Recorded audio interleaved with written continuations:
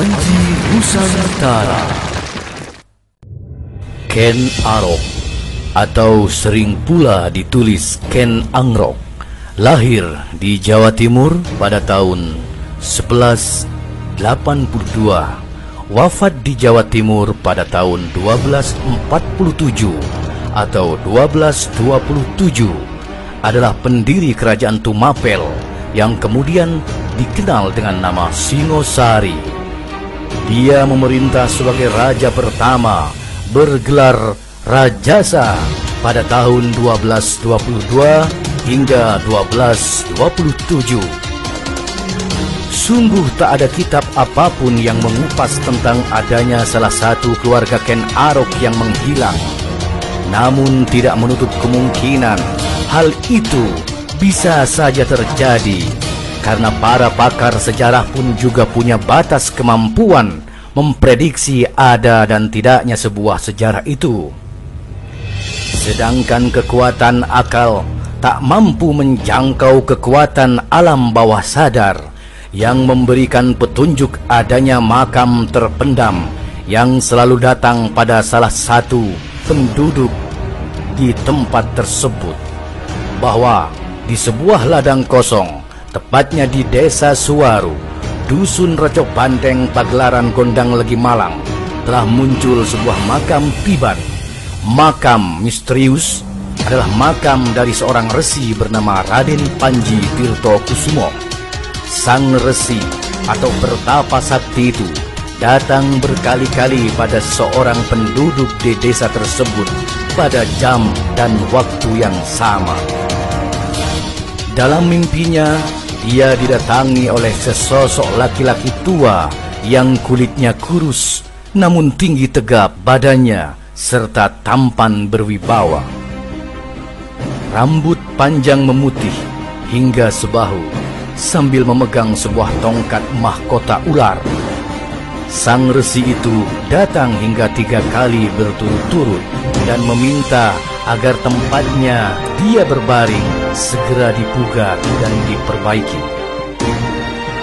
Hal ini sontak menjadi perdebatan dan pertanyaan dari setiap orang. Namun dunia gaib tak sama dengan dunia nyata. Dalam mimpi, sang resi yang bernama Raden Panji Tirto Kusumo itu bercerita bahwa dirinya adalah pamanda dari Gajah Para, ayah kandung dari Ken Arok yang menghilang sejak masih muda belia demi menuntut sebuah ilmu ketuhanan dan juga kesaktian. Dalam mimpi, dia juga berkata, "Aku adalah paman Gajah Para, ayah dari Ken Arok, Raja Singosari pertama yang bergelar Sri Rajasa." Raden Panji menunjukkan jemarinya ke arah utara, bahwa di tanah samping sawah itu ada sebuah banyu towo, tempat dia membersihkan diri pada waktu itu. Dia meminta agar menggali tanah tempat di mana banyu towo itu berada. Dan memang benar, setelah sumur itu dibuat oleh beberapa orang yang meyakininya, ternyata air itu memancar deras di saat musim kemarau panjang melanda. Hingga sawah mengering, pohon mengering dan mati. Tanah retak seperti tak ada kehidupan sama sekali. Namun banyu towo atau sumur towo atau sumur tawar itu mengalir dengan deras. Saat ini area petilasan atau pasarean yang masih diselimuti misteri tengah dipugar pelan-pelan oleh juru kunci, sekaligus si pemilik tanah di area banyu towo itu. Dia bernama Slamet atau panggilan akrabnya bernama Pak Wo, dan satu lagi juru kunci atau kuncinya bernama Mustaqim atau nama panggilan akrabnya bernama Gusmus atau Cak Mus. Kabar tentang adanya pasarean tiban itu atau makam tiban itu telah terdengar oleh kepala desa Suwaru, dan beliau juga siap membantu bila nanti pasarian tersebut sudah dibangun dan disempurnakan. Ada sebagian kecil orang pintar datang melihat dan merasakan tempat teduh di pasarian Raden Panji tersebut. Memiliki sebuah aura dan kekuatan besar yang menyelimuti area petilasan itu.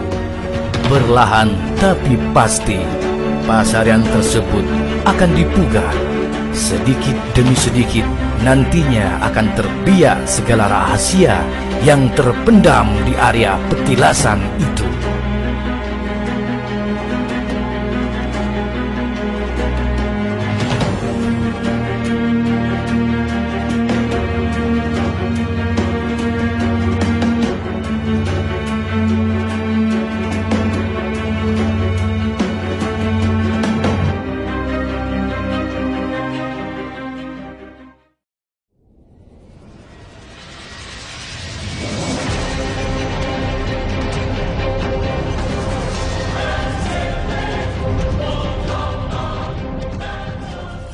Terima kasih telah menonton acara kami. Salam Rahayu dari kami, Panji Nusantara.